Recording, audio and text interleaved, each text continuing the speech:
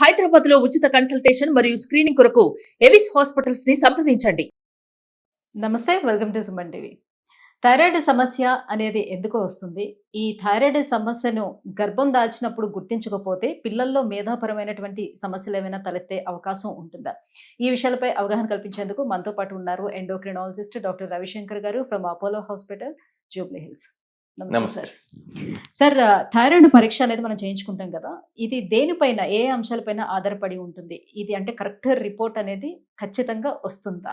కొంచెం బేసిక్స్లోకి వెళ్తే కనుక మన మెడలో ఒక బటర్ఫ్లై షేప్లో ఉండేటువంటి ఒక ఆర్గన్ పేరు థైరాయిడ్ గ్లాండ్. ఈ థైరాయిడ్ గ్లాండ్ థైరాయిడ్ హార్మోన్ని సెక్రెట్ చేస్తుంది. థైరాయిడ్ హార్మోన్స్ అంటే ఏంటి? T4 and T3. వీటిని మనం థైరాయిడ్ హార్మోన్స్ అని చెప్తా ఉంటాం.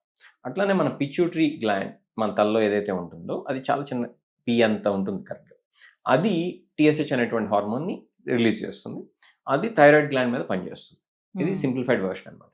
సో TSH అనేది ఏమో పిచ్యూటరీ గ్లాండ్ నుంచి వస్తుంది, అది థైరాయిడ్ గ్లాండ్ మీద పనిచేస్తుంది. అప్పుడు థైరాయిడ్ గ్లాండ్ T4 T3 అనేటువంటి థైరాయిడ్ హార్మోన్స్ని రిలీజ్ చేస్తుంది. ఈ థైరాయిడ్ హార్మోన్స్ ఏం చేస్తాయంటే మన శరీరంలో రకరకాలైనటువంటి ఆర్గన్స్ మీద రకరకాలైనటువంటి ఎఫెక్ట్స్ చూపిస్తూ ఉంటాయి. మన బాడీ మెటబాలిజం సరిగ్గా ఉండేది చూస్తాయి. ఇన్ సింపుల్ టర్మ్స్, ఈ థైరాయిడ్ హార్మోన్ కనుక ఎక్కువైతే కూడా సమస్య, తక్కువైతే కూడా సమస్య. ఈ థైరాయిడ్ హార్మోన్ తక్కువైతేనేమో మనం హైపోథైరాయిడిజం అని చెప్తా ఉంటాం. థైరాయిడ్ హార్మోన్ ఎక్కువైతేనేమో హైపర్ థైరాయిడిజం అని చెప్తాం. హైపోథైరాయిడిజం వల్ల వచ్చేటువంటి సిమ్టమ్స్ మనం తీసుకున్నట్లయితే tiredness, weight gain, constipation, dry skin, అట్లానే ఆడవాళ్ళు అయితే కనుక menstrual irregularities, infertility problems, okay, ఇట్లా రకరకాల, ఇంకా అసలు పూర్తిగా కనుక ట్రీట్ చేయకుండా వదిలేస్తే కనుక కోమాలోకి వెళ్ళిపోతూ ఉంటారు. వీటన్ని అంటే ఇంకా చాలా ఉన్నాయి సిమ్టమ్స్, సమయాభావం వల్ల నేను అన్ని చెప్పను. సో ఇవి hypothyroid symptoms. Hyper thyroid symptoms అయితే కనుక రివర్స్ ఉంటాయి. Everything goes fast. అంటే ఏంటి? ట్రెమర్, వణుకుంటాం, ఓకే, పాల్పిటేషన్స్, గుండె దడగా ఉంటాం, చెమటలు ఎక్కువ పడతాం, హీట్ ఇంటాలరెన్స్, అంటే వేడి బాగా ఎక్కువగా ఉన్నట్టు అనిపిస్తూ ఉంటుంది వీళ్ళకి. ఫీవర్ వచ్చిన బాగా వెయిట్ లాస్ ఉంటుంది.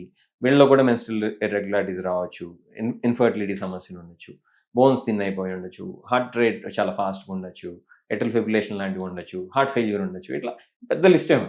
సో ఈ సమస్యల్లో కొన్ని సమస్యలు కొంతమందిలో మేనిఫెస్ట్ అవ్వచ్చు. అప్పుడు హైపర్ థైరాయిడిజం ఉందా అని చెప్పి మనం తెలుసుకోవాలి. సో మీరు అడిగినటువంటి సమస్య విషయానికి వచ్చినట్లయితే ఫస్ట్ 18 వీక్స్లో ఫీటస్ తన యొక్క సొంత థైరాయిడ్ హార్మోన్ తనకు ఉండదు. ఫీటస్కి మదర్ నుంచి మాత్రమే థైరాయిడ్ హార్మోన్ వెళ్తుంది. ఇది ఫస్ట్ 18 వీక్స్లో. కాబట్టి ఫస్ట్ 18 వీక్స్లో బ్రెయిన్ డెవలప్మెంట్ కానీ, బాడీలో ఉండేటువంటి ఆర్గన్స్ కానీ ఫీటస్ డెవలప్ సరిగ్గా చేసుకోవాలి అని అంటే థైరాయిడ్ హార్మోన్ సరిగ్గా ఉండాలి.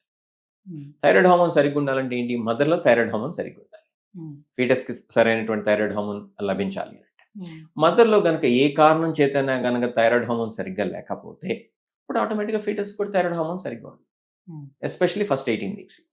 కాబట్టి మనం ఏం చేయాలి? అమ్మకి గనక హైపోథైరాయిడిజం ఉన్నట్లయితే ఎట్టి పరిస్థితుల్లో మనం దాన్ని చాలా జాగ్రత్తగా ట్రీట్ చేసుకోవాలి ప్రెగ్నెన్సీలో. లేనట్లయితే ఫీటస్ కూడా సరైనటువంటి థైరాయిడ్ హార్మోన్ ఉండదు. థైరాయిడ్ హార్మోన్ కనుక లేనట్లయితే కనుక మీరు చెప్పినటువంటి లో IQ రావచ్చు.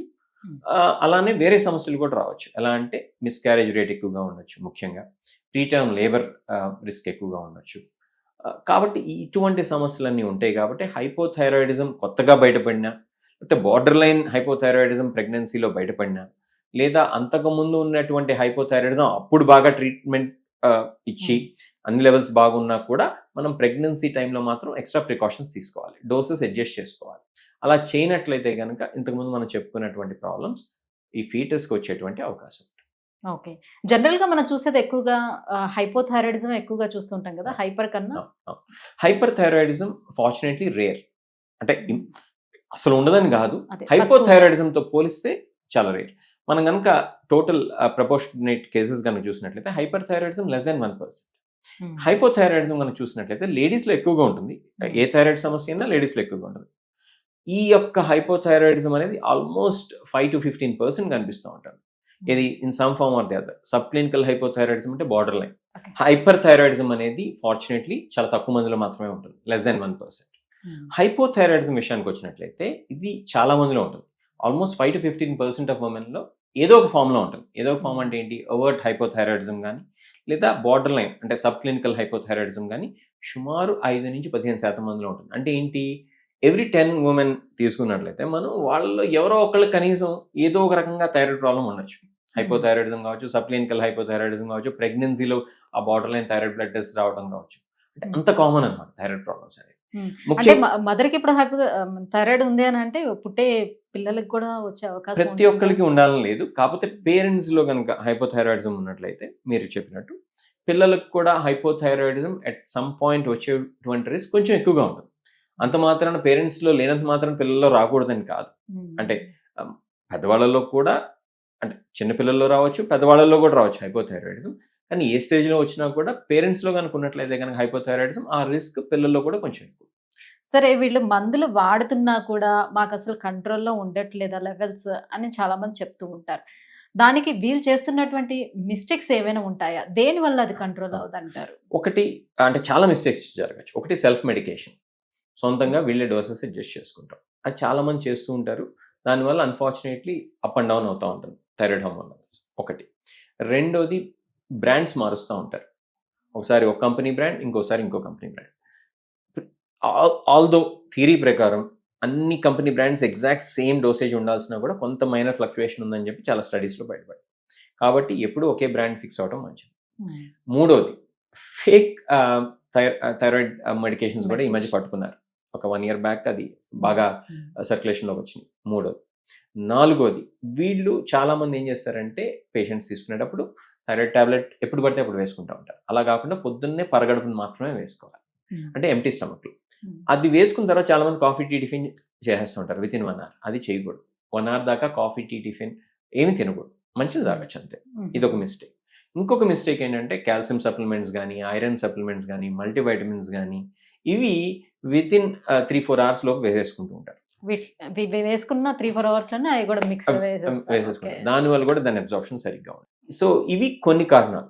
అంటే వాళ్ళు వేసుకునేటప్పుడు కూడా ఆ టాబ్లెట్ ని తడి చేత్తో వేసుకోవటం వల్ల కూడా దాని పవర్ తగ్గుతుంది, ఇలాంటి ఏవో విన్నాను. అది పెద్ద ఉండదు. యూజువల్ గా నీళ్ళలో కలుపునైతే ఎవరు దాగరు కాబట్టి దట్స్ ఓకే.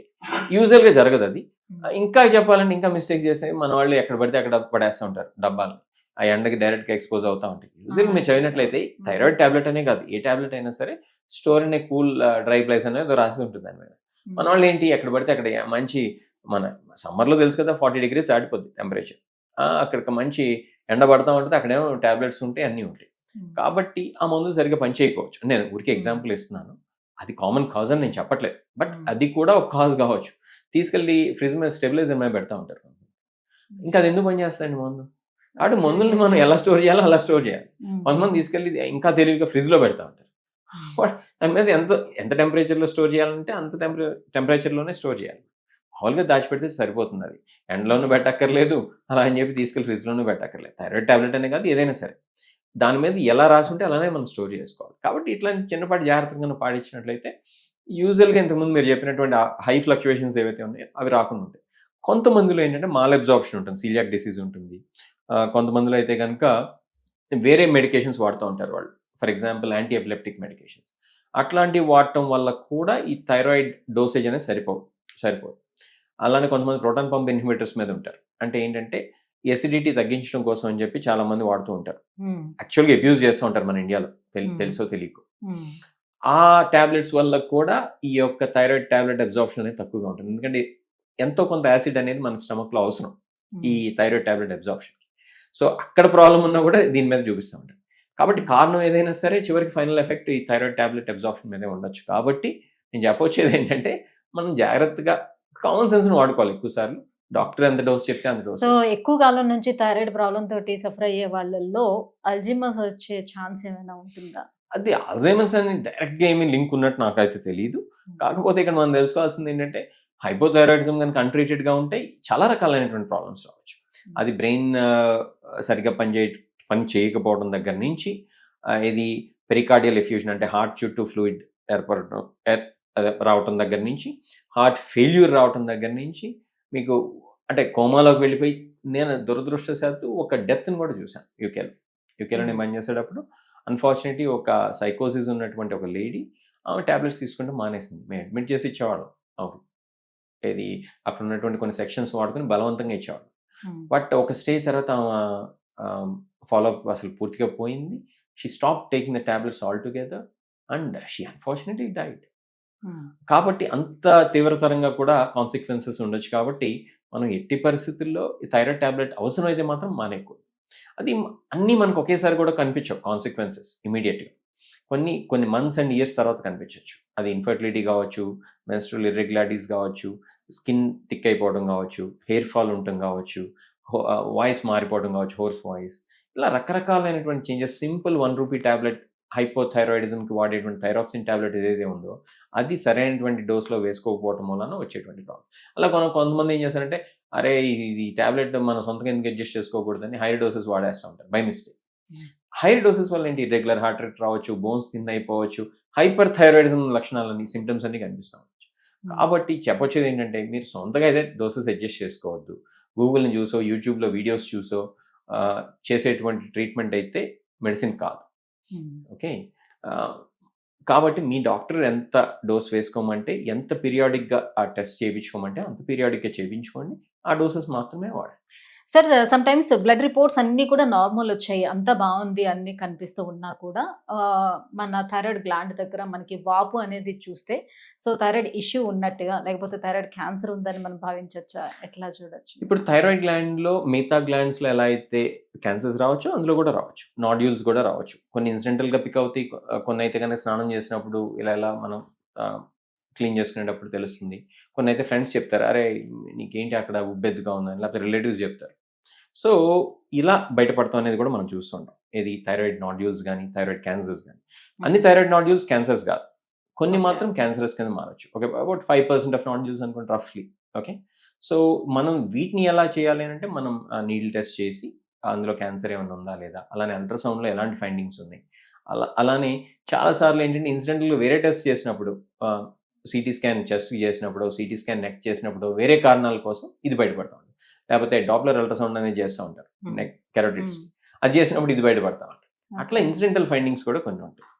కాబట్టి కారణం ఏదైనా సరే నాడ్యూల్స్ కనుకుంటే వాటిని ఫర్దర్ ఇన్వెస్టిగేట్ చేసుకోవాలా, చేసుకుంటే ఎంత ఎక్స్టెండ్ చేసుకోవాలి, నీడిల్ టెస్ట్ ఏమైనా చేయించాలా, చేస్తే అది క్యాన్సరసా కాదా, ఇట్లాంటివన్నీ మనం కన్సిడరేషన్లో తీసుకోవాలి. సో ఏదైనా సిచ్యువేషన్లో థైరాయిడ్ గ్లాండ్ తీసేయాల్సి వచ్చినప్పుడు తీసేస్తే ఏమైనా సమస్య ఉంటుందా? ఫర్దర్గా వాళ్ళకి ఏమైనా ఎదుర్కొనే సమస్యలు ఉంటాయా? సో థైరాయిడ్ గ్లాండ్ ఎంత మేరకు తీసేసాం అనే దాన్ని బట్టి సమస్య రావచ్చు. ఒకవేళ మొత్తం కనుక తీసేసామనుకోండి క్యాన్సర్ వల్ల, అప్పుడు మనం థైరాయిడ్ ట్యాబ్లెట్ రూపంలో మనం ఆ హార్మోన్ ఏదైతే తక్కువ ఉందో దాన్ని రిప్లేస్ చేసుకోవాల్సి రావచ్చు.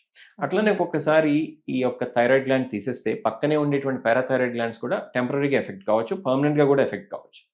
కాబట్టి మనం దానికి సంబంధించి క్యాల్సిట్రయాల్ లాంటి మందులు వాడుకుంటాం, కాల్షియం సప్లిమెంట్స్ వాడుకుంటాం కూడా టెంపరీగా లేదా లాంగ్ టర్మ్లో చేసుకోవాల్సి రావచ్చు. కాబట్టి ఎంత ఎక్స్టెండ్ తీశారు, ఎందుకు తీసేశారు అనే దాన్ని బట్టి కూడా ఆ రిప్లేస్మెంట్ అనేది depend. Thank you so much sir. Thyroid అనేది అసలు ఎన్ని రకాలుగా ఉంటుంది, దాన్ని ఏ రకంగా మనం కంట్రోల్ చేసుకోవాలి, మెడిసిన్స్ అనేది ప్రాపర్గా ఎలా తీసుకోవాలి, విషయాలన్నీ తెలియజేసినందుకు thank you. It's a pleasure.